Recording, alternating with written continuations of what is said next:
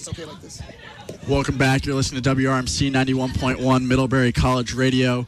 Jeff Hetzel and Damon Hathaway, joined now by President of Middlebury College, Ron Liebowitz. President Liebowitz, thank you very much for taking the time to join us. It's a pleasure. Hey, Ron, can you talk a little bit about growing up a sports fan through your college years and then coming here to Middlebury and getting immersed in the Division III sports scene? Sure. I was a sports fanatic who thought that my future employment was going to be sports broadcasting, much like you're doing here. And I held that hope all the way up till beginning college. And then when I began college, I realized that in the liberal arts, there were probably other things that I'd be interested in, and so I deviated. But in any case, while in college, even though I moved away from a communications career, I did broadcast the Bucknell University water polo team's matches, and that was the Division I team that actually was the first Eastern team to go to nationals. Mostly California teams dominated, and we had some incredibly exciting games at Brown and Princeton and so forth.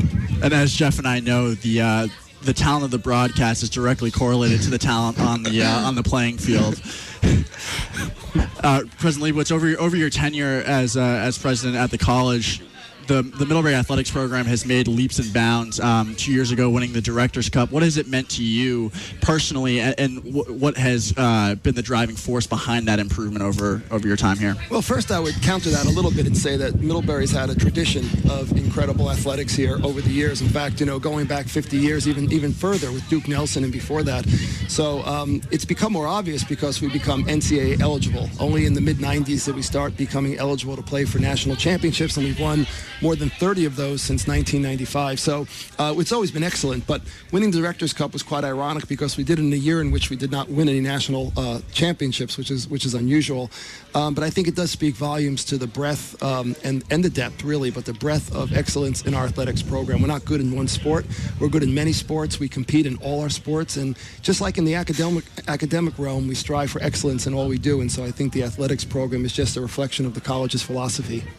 You've been here for a while as a professor and then a president. Do you have a specific memory or moment that stands out in Middlebury athletics? Oh, that's a great question. I've been here 30 years, and I think there have been a number of memorable events. In fact, I was just talking to a new college president who I met in New York the other night, and he played lacrosse for Bowdoin. And he started reminiscing about some very, very tough, unbelievable Bowdoin-Middlebury lacrosse games, many of which I was too.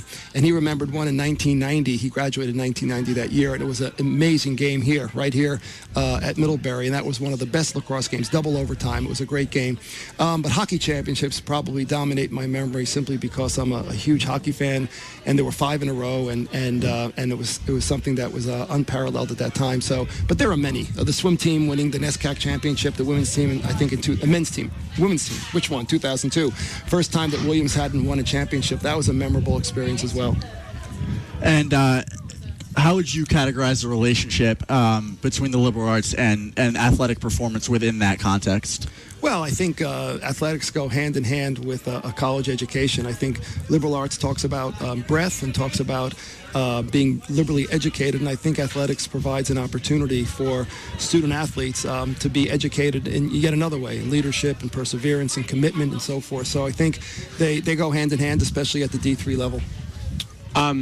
Talking about liberal arts colleges, obviously the NESCAC, the premier conference for liberal arts colleges at the Division III level. What are some of the pros and cons of Middlebury being a part of the NESCAC, and what's your experience been with the conference? I love it. It's like you've been a spy on a lot of conversations. Well, of course, it's great being part of the best conference. And, of course, you want to be with the Amherst, the Williams, the Bowdoins, the Wesleyans, etc. It's really a great conference. On the other hand, you have to question whether or not, things get a little bit ratcheted up a little bit too much, the competition being a little too fierce. But I think it's a great conference. The only, lament I have is that the presidents spend time together 2 or 3 times a year, and we talk about nothing but athletics. So in that sense, we're not good role models. We do not extend the athletic analogy in the liberal arts to anything beyond that. But of course, if you're going to be in a conference, you might as well be in the best one. How would you characterize the relationships between the member schools? Competitive. You don't say it outright, but it is competitive. The fact now that we look at each other's admission statistics for recruited athletes as carefully as we do, there's something unsavory to that. There's something I don't really like about that, but I guess with the competition as it is, that's a good way to keep each other in check. There's some big renovation going on here at the field house. Another positive addition to the Middlebury Athletic Sports Complex. Can you talk a little bit about that development? Yes, Jeff, I would like to say that's a little bit more than a renovation. There's no building there right now. It's a new building that's going up.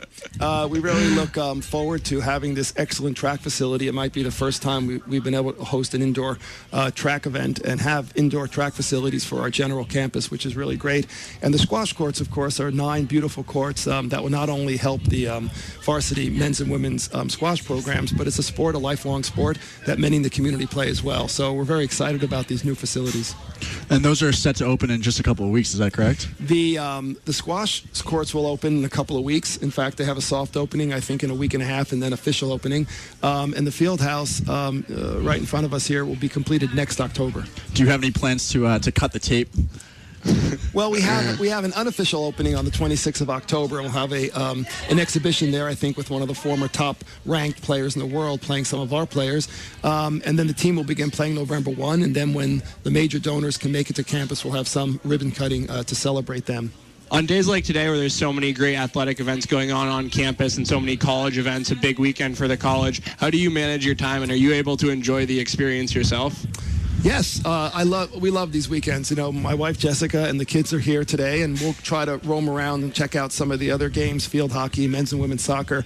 But it's very easy to just sit here as well because, as you said before, having this view of the Green Mountains at peak foliage time of year, you can't beat this. It's just sort of like a painting in front of you.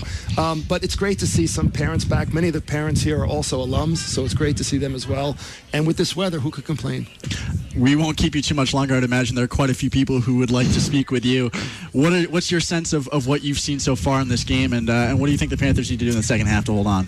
I'm a little nervous about this game, and I'm a little surprised at how Williams' defense has played so tight. And also, I'm impressed with the quarterback. Williams' quarterback has played a great first half, moved the ball very, very well, and I guess we have to tighten up our defense just a little bit, especially our pass defense. Joined by President of the College, Ron Liebowitz. Ron, thank you very much for joining us. Much appreciated. Thank you, Damon and Jeff. Have a great second half. We will take a short break here at WRMC for the remainder of the first half. We'll be back in about 5 minutes with a first half report and the start of the second half of play here from Youngman Field Alumni Stadium. Thank you for tuning in. Don't go anywhere, folks. We'll be right back.